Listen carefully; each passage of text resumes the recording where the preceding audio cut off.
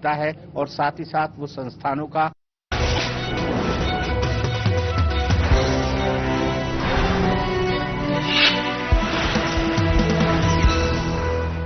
सच्ची सहेली महिलाओं के लिए सबसे भरोसेमंद औषधि एवं टॉनिक।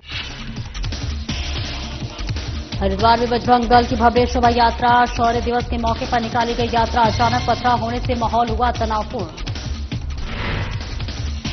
ऋषिकेश शहर में इलेक्ट्रिक बसों के संचालन का विरोध। उत्तराखंड परिवहन महासंघ ने भरी हुंकार। पहले सरकार से वार्ता, फिर होगा आंदोलन। नैनीताल में चरस तस्करी के खिलाफ पुलिस की कार्रवाई। एसटीएफ टीम पर बदमाशों ने की फायरिंग। घायल सिपाही का अस्पताल में चल रहा इलाज।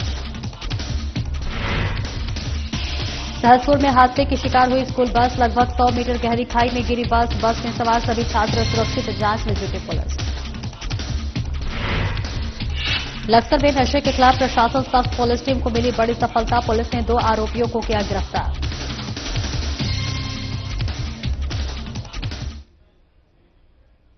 नमस्कार, स्वागत है आपका। मैं हूं आपके साथ सपना दीपक मद्देशिया। बुलेटिन का आगाज करेंगे।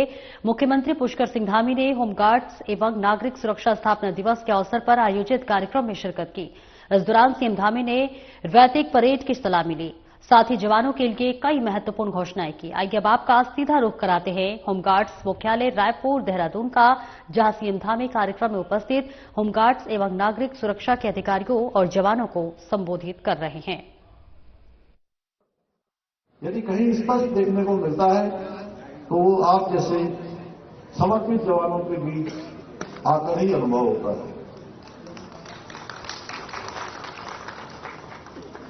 आप सभी कठिन से कठिन परिस्थितियों में धैर्य, समर्पण और अदम्य इच्छा शक्ति के साथ प्रदेश की सुरक्षा व्यवस्था, जनसेवा के दायित्वों को निभाने में सदैव अग्रणी भूमिका निभाते हैं। मैंने स्वयं देखा है कि अपनी ड्यूटी के दौरान हमारे होमगार्ड्स के जवान न तो धूप की परवाह करते हैं, न बरसात से उनके हौसले कमजोर पड़ते हैं और न ठंड में उनके हाथ कांपते हैं। वो हर परिस्थिति में अपने कर्तव्यों का निर्वहन करने में पूरी निष्ठा और समर्पण से डटे रहते हैं। आज हमारे होमगार्ड केवल यातायात प्रबंधन और कानून व्यवस्था को बनाए रखने तक ही सीमित नहीं है, बल्कि कुंभ और कांवड़ यात्रा जैसे विशाल धार्मिक आयोजनों को सफलतापूर्वक संपन्न कराने में भी वे अत्यंत महत्वपूर्ण भूमिका निभा रहे हैं। इसके साथ ही 4 धामों के साथ साथ हरिद्वार में स्थापित होमगार्ड्स हेल्प डेस्क देश विदेश से आने वाले श्रद्धालुओं और पर्यटकों को हर संभव सहायता उपलब्ध कराने में भी अपनी अग्रणी भूमिका निभा रहे हैं। साथियों, हमारे प्रदेश की भौगोलिक परिस्थितियों के कारण हमें समय समय पर प्राकृतिक आपदाओं का भी सामना करना पड़ता है। प्रत्येक वर्ष हमें किसी न किसी रूप में आपदा का सामना करना पड़ता है। मुझे गर्व है कि हमारे होमगार्ड्स के जवान प्राकृतिक आपदाओं के समय में भी आवश्यकता पड़ने पर त्वरित रूप से घटनास्थल पर पहुंचकर राहत और बचाव कार्य करने में पूरी तत्परता और समर्पण के साथ जुट जाते हैं। साथियों, आप सभी के हौसले और समर्पण को उचित सम्मान देते हुए हमारी सरकार ने होमगार्ड जवानों के कल्याण और संगठन के उत्थान हेतु अनेक महत्वपूर्ण निर्णय लिए हैं। एक ओर जहां हमारी सरकार ने पहली बार होमगार्ड जवानों को 12 आकस्मिक अवकाश प्रदान करने का निर्णय लिया है, वहीं महिला होमगार्ड्स को प्रसूति अवकाश प्रदान करने की सुविधा भी प्रारंभ की है।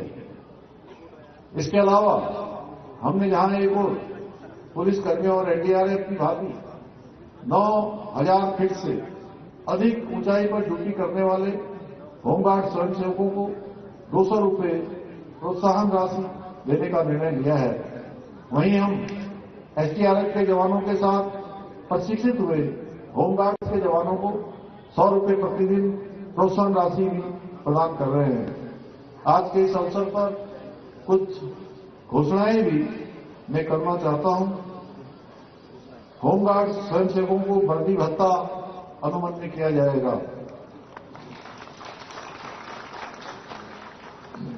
राज्य में अंतरजनपदीय ड्यूटियों में तैनात होने वाले होमगार्ड स्वयंसेवकों को मिलने वाले भोजन भत्ते को 100 रुपये से बढ़ाकर 150 रुपये किया जाएगा। नागरिक सुरक्षा संगठन के स्वयंसेवकों को मिलने वाले प्रशिक्षण भत्ते को 50 रुपये से बढ़ाकर 140 रुपये प्रतिदिन किया जाएगा। मैं आप सभी को आश्वस्त करना चाहता हूं कि हमारी सरकार इसी प्रकार आपकी सुविधाओं के विकास के लिए पूर्ण प्रतिबद्धता के साथ निरंतर कार्य करती रहेगी और मुझे पूर्ण विश्वास है कि हमारे होमगार्ड अपने साहस से, अपने समर्पण से और निष्ठा के साथ इसी प्रकार सभी कामों को और सरकार के साथ कंधे से कंधा मिलाकर उत्तराखंड को सशक्त, सुरक्षित और समृद्ध राज्य बनाने के हमारे विकल्प रहित संकल्प को पूर्ण करने में अपना योगदान प्रदान करते रहे। और हरिद्वार में शौर्य दिवस के मौके पर निकाली जा रही बजरंग दल की शोभा यात्रा पर ज्वालापुर क्षेत्र में अचानक पथराव होने से माहौल तनावपूर्ण हो गया। सैनी आश्रम से शुरू हुई यह यात्रा जैसे ज्वालापुर दुर्ग चौक के पास पहुंची तभी असामाजिक तत्वों ने शोभा यात्रा को निशाना बनाया और पत्थर फेंके। घटना के बाद बजरंग दल के कार्यकर्ता आक्रोश में आ गए और हरिद्वार के आर्यनगर चौराहे पर बैठकर जोरदार विरोध प्रदर्शन शुरू किया, जिससे क्षेत्र में हालात और संवेदनशील हो गए। प्रदर्शन की सूचना मिलते ही पुलिस प्रशासन भारी फोर्स के साथ मौके पर पहुंची और स्थिति को नियंत्रित करने की कोशिश में जुट गई।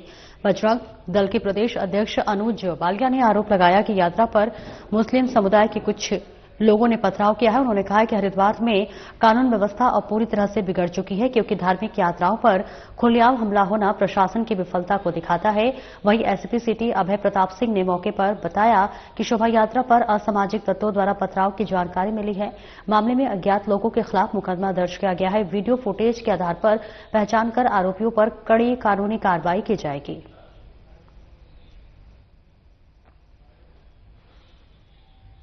बजरंग दल का एक कार्यक्रम था जिसमें 3 रास्तों से, जिसमें एक सिडकुल से सैनी आश्रम की तरफ, एक कनगल की तरफ से और एक इस तरीके से ज्वालापुर की तरफ से लोग सैनी आश्रम की तरफ से आ रहे हैं। तो ज्वालापुर में दुर्गा चौक के पास आपके द्वारा बताया जा रहा है कि किसी शरारती तत्वों के द्वारा पत्थर फेंका गया था जिससे किसी को चोट भी लगी है। तो अभी उसी के संबंध में हमारे द्वारा एप्लीकेशन दिया गया, उसमें हम मुकदमा पंजीकृत कर रहे हैं और निश्चित रूप से उसको आइडेंटिफाई करेंगे। जिस किसी भी व्यक्ति ने व्यवस्था बिगाड़ने का प्रयास किया, सामाजिक सौहार्द बिगाड़ने का प्रयास किया और इस तरीके से पत्थर मारा है, उसको आइडेंटिफाई करेंगे और निश्चित रूप से उसको गिरफ्तार करके सख्त कार्रवाई करेंगे। चूंकि जो यात्रा मार्ग था, यात्रा मार्ग पे पुलिस की टीमें भी थी, लेकिन मैं फिर बता रहा हूं कि कोई शरारती तत्व जिसके द्वारा कि दूर से कहीं से कोई पत्थर फेंका गया है और जो कि यात्रा मार्ग में आके गिरा है, तो जो भी होगा उसमें हमारी टीमें लगी हुई हैं और उसको आइडेंटिफाई करके हमारे द्वारा कार्रवाई करेंगे। प्रोफेशनल तरीके से पुलिस काम करती है और अभी अभियोग पंजीकृत करेंगे, अभी हमारी टीमें आइडेंटिफाई करेंगे और निश्चित रूप से। और हिंदू आज किस स्थिति में पहुंच चुका है कि वो अपने धार्मिक कार्यक्रमों में, अपने सांस्कृतिक कार्यक्रमों को भी करने के लिए जो है उनके ऊपर पथराव किया जा रहा है। यह घटना बता रही है कि कानून व्यवस्था उत्तराखंड में खत्म हो चुकी है। उत्तराखंड के डीजीपी को इस्तीफा देना चाहिए और इस कार्यक्रम की, इसकी पथराव की जिम्मेदारी लेनी चाहिए। और अगर आज शाम तक गिरफ्तारी नहीं होती है तो परसों को आके बजरंग दल उन्हें जवाब देगा। जो ऋषिकेश में नेपाली फार्म से शहर तक फरवरी महीने से शुरू होने जा रही इलेक्ट्रिक बसों का विरोध शुरू हो गया है। उत्तराखंड परिवहन महासंघ ने बैठक कर बसों के संचालक पर रोक लगाने की मांग सरकार से की है। ऐसा नहीं होने पर परिवहन महासंघ ने आंदोलन करने की चेतावनी दी। आपको बता दें कि उत्तराखंड शहरी विकास क्षेत्र एजेंसी शहर में फरवरी महीने से 27 इलेक्ट्रिक बसों का संचालन करने की तैयारी कर रही है। बसों की खरीद जनवरी तक की जानी है। यह जानकारी मिलने के बाद उत्तराखंड परिवहन महासंघ भड़क गया है। परिवहन महासंघ के बैनर तले तमाम परिवहन संस्थाओं ने हरिद्वार रोड स्थित टेम्पो यूनियन के कार्यालय में बैठक की, जिसमें संस्थाओं से जुड़े प्रतिनिधियों ने कहा कि सरकार शायद क्षेत्र की भौगोलिक परिस्थितियों को भूल गई है। चारधाम यात्रा सीजन के दौरान सड़कों पर ट्रैफिक जाम से दिक्कत होती है। इसके अलावा इलेक्ट्रिक बसों के संचालन से शहर के करीब 5,000 से अधिक वाहन चालकों को रोजी रोटी भी इन बसों के संचालन से छीनेगी। एक तरफ सरकार लोगों को रोजगार देने की बात कर रही है, दूसरी ओर लोगों के रोजगार उजाड़ने का काम कर रही है, जिससे बर्दाश्त नहीं किया जाएगा। उत्तराखंड परिवहन महासंघ के अध्यक्ष सुधीर राय, विनय सारस्वत और सुनील शर्मा ने बताया कि पहले चरण में सरकार से इन बसों के संचालन पर रोक लगाने की मांग की जाएगी। यदि सरकार नहीं चेती तो दूसरे चरण में परिवहन संस्थाओं में जुड़े चालक परिचालक सड़कों पर उतरकर आंदोलन करने के लिए मजबूर होंगे।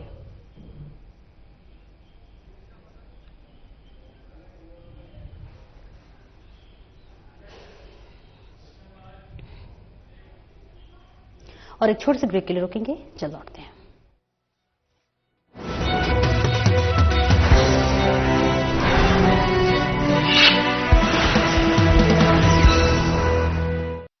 रंग खिला, क्या रूप सजा, मैं ही नहीं दुनिया ने कहा।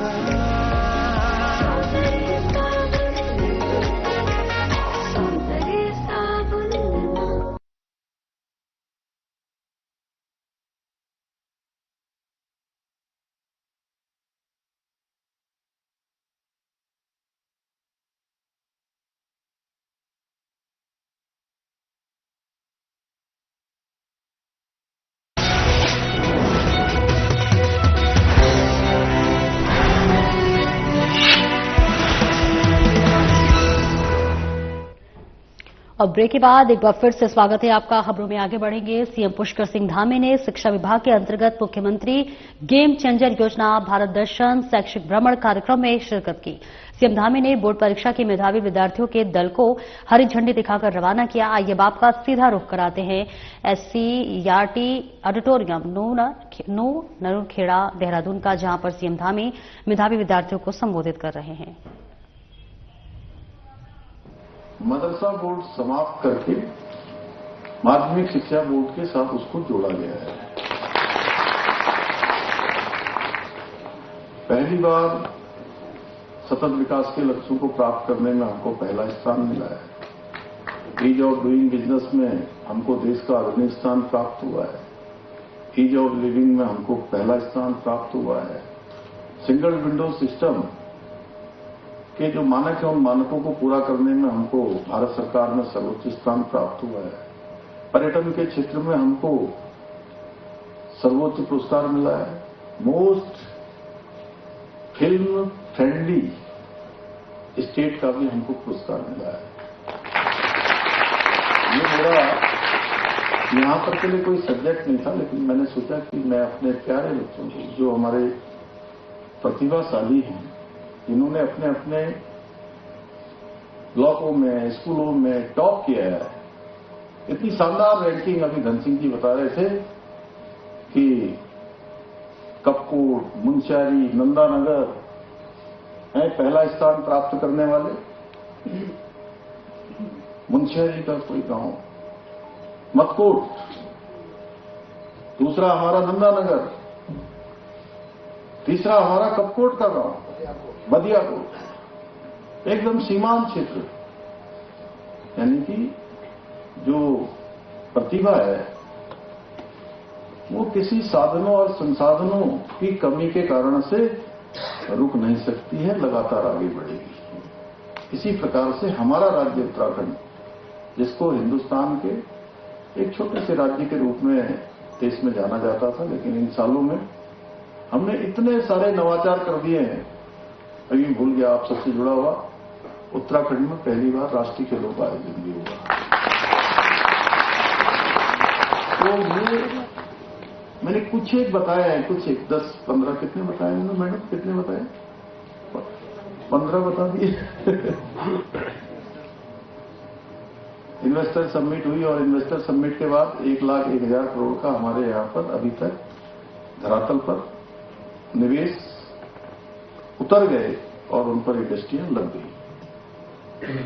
ऐसे बहुत सारे काम हैं, मैं उसको लंबा नहीं ले जाना चाहता। मैं केवल अपने प्यारे बच्चों को एक काम दे रहा हूं कि, और शिक्षा सचिव जी इसके बाद ये जब बच्चे आएंगे तो इनका एक छोटा सा एक पत्र ले लीजिएगा, सबसे कोई एक प्रोफार्मा दे दीजिएगा जिसमें 2, 4, 5 पन्ने हों, और ये सब बच्चे जो है और इनको दे दीजिए कि 100, 200, 500 ऐसी चीजें पहली बार कौन कौन सी हुई है, 50, 100 जो भी आप क्राइटेरिया रखना चाहें, और उसमें से जो 5 बच्चे सबसे अच्छा करके लाएंगे 5 में 5 कम हो जाएंगे। टोटल कितने हैं? 240 हैं। तो इसमें से 10% बच्चों को उनको हम लोग एकदम जो है 25 बच्चों को कर दें, 26 को, हाँ ठीक है, 2-2 बच्चों को हम लोग अपनी तरफ से यहाँ पर इनको पुरस्कार दें।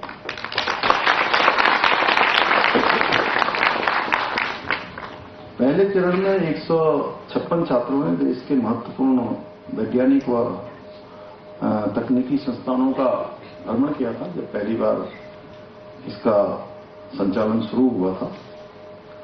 और आप सब लोगों के लिए, हम सब लोगों के लिए बहुत खुशी की बात है, प्रसन्नता की बात है कि इस वर्ष ये संख्या बढ़कर 240 हो गई है। और मुझे बताया गया है कि इस भ्रमण के दौरान आप लोग इसरो के साथ साथ श्रीहरिकोटा स्थित सतीश धवन अंतरिक्ष केंद्र, प्रोफेसर UR राव उपग्रह केंद्र और विक्रम साराभाई अंतरिक्ष केंद्रों जैसे महत्वपूर्ण संस्थानों का दौरा करेंगे। वहां पर देखेंगे किस प्रकार से हमारे वैज्ञानिक काम करते हैं, किस प्रकार से हमारे संस्थान काम करते हैं, किस प्रकार से आज AI की तकनीक हमारे सारी चीजों को आसान बना रही है, किस प्रकार से हमारी टेक्नोलॉजी आज जीवन के हर क्षेत्र में चीजों को आसान बनाने का काम कर रही है। और ये वही संस्थान है जिन्होंने आज भारत को। और आगे बढ़ेंगे। नैनीताल के ओखलकांडा ब्लॉक के खन क्षेत्र में वाइल्ड लाइफ क्राइम और चरस तस्करी की सूचना पर गई एसटीएफ टीम पर बदमाशों ने फायरिंग कर दी। इस हमले में एसटीएफ के सिपाही भूपेंद्र मरतोलिया और टीम के एक मुखबिर घायल हो गए थे। दोनों को तत्काल उपचार के लिए हल्द्वानी के एक निजी अस्पताल में भर्ती कराया गया। गंभीर रूप से घायल सिपाही भूपेंद्र मरतोलिया की देर रात सर्जरी की गई, जो कि सफल रही है। डॉक्टरों के मुताबिक उनकी हालत पहले से काफी बेहतर है। वहीं एसटीएफ के सहयोगी की स्थिति भी स्थिर बताई जा रही है। घटना के बाद एसएसपी नैनीताल मंजूनाथ टीसी बीते रात अस्पताल पहुंचे और घायल सिपाही का हालचाल जाना। उन्होंने बताया कि सिपाही की हालत में लगातार सुधार हो रहा है और दोनों घायलों का उपचार चल रहा है। एसएसपी मंजूनाथ टीसी ने कहा कि घटना के बाद से ही एसटीएफ और नैनीताल पुलिस की संयुक्त कार्रवाई जारी है। ओखलाकांडा क्षेत्र में सर्च ऑपरेशन चलाया जा रहा है और फायरिंग में शामिल सभी आरोपियों की जल्द गिरफ्तारी की जाएगी। पुलिस प्रशासन ने कहा कि वाइल्ड लाइफ क्राइम और नशा तस्करी में शामिल किसी भी व्यक्ति को बख्शा नहीं जाएगा। तो ओखलकांडा क्षेत्र में थाना कंसूक क्षेत्र में जो वन तस्कर और मतलब वाइल्ड लाइफ क्राइम और चरस की सूचना पर जो है एसटीएफ की एक टीम ऑपरेट कर रही थी। तो जो जब पकड़ दकड़ के दौरान जस्ट ऑलमोस्ट पकड़ दकड़ हो ही रही थी तो तस्करों को तो शक हो गया। तो शक होते ही उन्होंने तुरंत फायर झोंक दिया। 2 लोगों को छर्रे लगे थे और उसमें एक तो एसटीएफ का साथी ही था जो उस ऑपरेशन में संयोजक बन के बनाया गया था, और दूसरा जो है हमारा एसटीएफ का ड्राइवर भूपेंद्र मरतोलिया है, उसको लग गया। वो छर्रा बहुत बड़ा था और जो है चेस्ट को पेनिट्रेट करके एब्डोमेन में भी अलग अलग जगह पेनिट्रेट हो गया था। डॉक्टर तुरंत जो है हमारी जनपद की विभिन्न टीमें जो है एकत्रित हो गई। यहाँ हल्दी सर्जरी हो गई क्योंकि पेलेट्स हर जगह घुस गए थे, तो एब्डोमेन में विभिन्न जगहों पे छेद था, तो मेजर सर्जरी था। सर्जरी तो फिलहाल अच्छा हुआ है, अभी रिकवरी का प्रोसेस अभी शुरू है। पुलिस उत्तराखंड पुलिस का एसटीएफ के कर्मचारी पर यह जानलेवा हमला किया है, उन पर प्रभावी कठोरी कार्रवाई होगा। एसटीएफ एसएसपी खुद ही मोर्चा संभाले हुए हैं और हमारी जनपद पुलिस और एसटीएफ का जॉइंट टीम्स, एसटीएफ और जनपद की जॉइंट टीम्स ऑपरेट कर रही है। इस प्रकार की जो है जानलेवा हमला जो है एक एसटीएफ की कर्मचारी पर वो जो है वो बख्शा नहीं जाएगा, कठोर कार्रवाई की जाएगी। और आगे बढ़ेंगे। गोवा नाइट क्लब अग्निकांड को लेकर मुख्यमंत्री पुष्कर सिंह धामी ने शोक जताया है। आपको बता दें कि मुख्यमंत्री धामी ने गोवा के सीएम प्रमोद सावंत से फोन पर बातचीत की है। अग्निकांड को लेकर विस्तृत जानकारी ली है। गोवा सरकार से अनुरोध किया है कि किसी भी प्रभावित व्यक्ति की पहचान उत्तराखंड निवासी के रूप में होती है तो उनके परिजनों से संपर्क करें। गोवा के सीएम ने धामी को किया आश्वस्त, प्रभावितों को चिकित्सा और प्रशासनिक सहयोग कराया जा रहा उपलब्ध। इस घटना में उत्तराखंड के भी कई लोग हुए हताहत। सीएम धामी ने कहा, राज्य सरकार पीड़ित परिवारों के साथ पूर्ण संवेदनशीलता और प्रतिबद्धता के साथ खड़ी है। उत्तराखंड सरकार गोवा प्रशासन के संपर्क में है।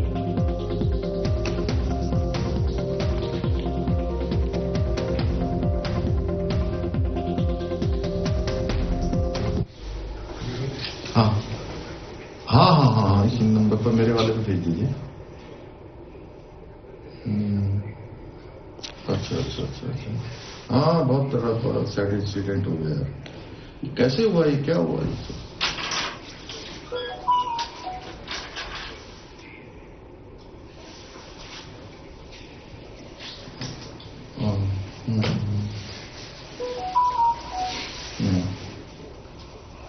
बहुत दुखद हादसा हुआ है और उसमें जो उत्तराखंड के हमारे पारिवारिक जन जिनके बहुत अपूर्णीय क्षति हुई है, मैं उन सभी के प्रति अपनी संवेदनाएं व्यक्त करता हूं, श्रद्धांजलि देता हूं उनको और उनके परिवारजनों को भगवान शक्ति दे ऐसे समय में, जो कठिन समय उनके परिवार के ऊपर आया है। असमय ही उनको एक दुख का सामना करना पड़ा है। भगवान उनको अपनी शक्ति दे और उन सभी दिवंगत आत्माओं को अपने श्री चरणों में स्थान दे। नशे के खिलाफ चलाए जा रहे अभियान के तहत लक्सर पुलिस ने एक बड़ी सफलता हासिल करते हुए 2 युवकों को भारी मात्रा में नशीले कैप्सूलों के साथ गिरफ्तार किया है। कोतवाली लक्सर पुलिस ने इन दोनों आरोपियों को गिरफ्तार कर उनके कब्जे से कुल 162 नशीले कैप्सूल बरामद किए गए हैं। ये कार्रवाई क्षेत्र में नशे के अवैध कारोबार पर लगाम लगाने की दिशा में एक महत्वपूर्ण कदम है। पुलिस द्वारा दोनों गिरफ्तार आरोपियों के खिलाफ संबंधित धाराओं में मुकदमा दर्ज कर लिया गया है और आगे की कानूनी कार्रवाई जारी है। कोतवाली नक्सल पुलिस ने कोतवाली के बताया कि नशे के सौदागरों के खिलाफ यह अभियान लगातार जारी रहेगा ताकि युवाओं को नशे के चंगुल से बचाया जा सके और क्षेत्र में शांति व्यवस्था बनी रहे।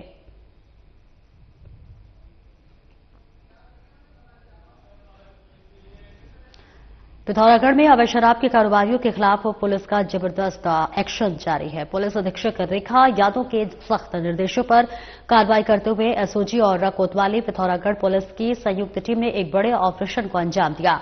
टीम ने न सिर्फ जंगल में चल रही अवैध शराब की भट्टी का भंडाफोड़ किया है, बल्कि मौके से 2 तस्करों को भी गिरफ्तार किया है। बता दें कि पुलिस टीम ने गुप्त सूचना के आधार पर दिकतोली के पास जंगल में दबिश दी। छापेमारी के दौरान पुलिस टीम ने जंगल में छिपाकर लगाई गई अवैध शराब बनाने की भट्टी को तोड़फोड़ कर पूरी तरह से नष्ट कर दिया। इसके साथ ही शराब बनाने में उपयोग हो रही करीब 100 लीटर लहन को भी मौके पर नष्ट कर दिया, जिससे एक बड़े पैमाने पर अवैध शराब का उत्पादन रुक गया है। पुलिस ने भट्टी से संबंधित उपकरणों को भी कब्जे में लिया गया है। पिथौरागढ़ पुलिस का साफ संदेश है कि अवैध शराब की बरामदगी सिर्फ कार्रवाई नहीं, लोगों की जान बचाने का कदम है और ऐसी जहरीली शराब समाज और लोगों के स्वास्थ्य के लिए खतरा है। पुलिस की इस कार्रवाई से एक बड़ा नुकसान टल गया है।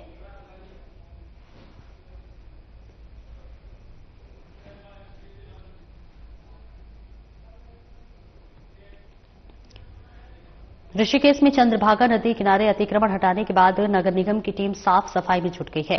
नगर निगम के साथ टीम नदी से कचरे को साफ करने में लगी हुई है, जिससे नदी में फैला कचरा बहकर गंगा में न गिरे। आपको बता दें कि 2 दिन पहले नगर निगम ने चंद्रभागा नदी किनारे अवैध रूप से बनी झुग्गी झोपड़ियों को जेसीबी से तोड़ दिया था, जिसके बाद नदी किनारे काफी कचरा जमा हुआ नगर निगम को दिखाई दिया। नगर आयुक्त गोपाल राम बिनवाल के निर्देश पर आज नदी किनारे हुए कचरे को साफ करने की मुहिम चलाई गई।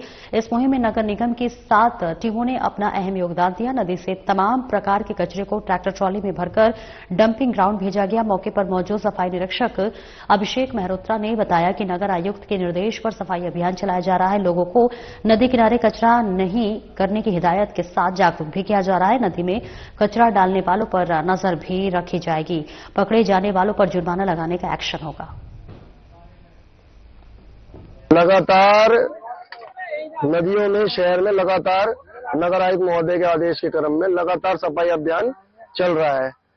आज भी हम उसके क्रम में चंद्रभागा नदी में हैं, जहां पर कई टीमों को टुकड़ों में बांट के पूरी नदी में सफाई अभियान चलाया जा रहा है और ये लगातार जारी है, जिसके क्रम में आज त्रिवेणी घाट पे धुलाई का कार्यक्रम भी चल रहा है। पूरे घाट को धोया जा रहा है और यहाँ पर 7 टीमें लगी हुई हैं जो अलग अलग जगह पे नदी में सफाई कर रही है चंद्रभागा, और ये अभियान लगातार आगे भी जारी रहेगा। और लोगों को भी जागरूक करा जा रहा है कि कूड़ा गाड़ी में दे, इधर उधर ना फेंके। इधर उधर फेंकने से वो अपने आसपास बीमारियों को बढ़ोतरी दे रहे हैं। अगर वो कूड़े को कूड़े गाड़ी में ही देंगे तो हमारा समाज स्वच्छ होगा, शहर स्वच्छ होगा और हम एक स्वच्छ शहर के रूप में अपने ऋषिकेश को नंबर 1 ला सकते हैं। और सबसे यही निवेदन है ऋषिकेश नगर निगम वासियों से कि अपने कूड़े को कूड़ा वाहन में दें और उसे अलग अलग करके सोर्स एग्रीगेशन के तहत दें, गीले को अलग और सूखे को अलग। धन्यवाद। और आगे बढ़ेंगे, जहां पंकज बाबा ने एसडीएम योगेश मेहरा को शपथ पत्र देकर गुमराह किया है। इस बीच शपथ पत्र में 10 दिन में कराना था कंपाउंड, 6 माह से अधिक समय बीत जाने के बावजूद भी नहीं कराया कंपाउंड। 27 मई को होने वाले सीलिंग को रोकने को लेकर एसडीएम मेहरा को दिया था शपथ पत्र। एमडीडीए से स्वीकृत मानचित्र के भिन्न हुआ निर्माण कार्य शपथ पत्र में दिए गए समय के अंदर कंपाउंड न करने पर एसडीएम ने लिया एमडीडीए को आड़े हाथ। एमडीडीए को दिए निर्देश, जब तक कंपाउंड न हो तब तक न हो निर्माण कार्य। एमडीडीए से स्वीकृत मानचित्र के भिन्न निर्माण में खुला राष्ट्रीय बैंक कंपाउंड कराने के बाद भी कुछ भाग का पंकज बाबा को कराना होगा। ध्वस्तीकरण मानचित्र से भिन्न बने पूरे निर्माण का नहीं हो सकता कंपाउंड। पंकज बाबा द्वारा लिए गए शपथ पत्र में समय का उल्लंघन होने पर क्यों मौन है एमडीडीए? शपथ पत्र होता है महत्वपूर्ण कानूनी दस्तावेज, शपथ पत्र का उल्लंघन करने में होती है बड़ी कार्रवाई। शपथ पत्र का पालन कराना विभाग की जिम्मेदारी है।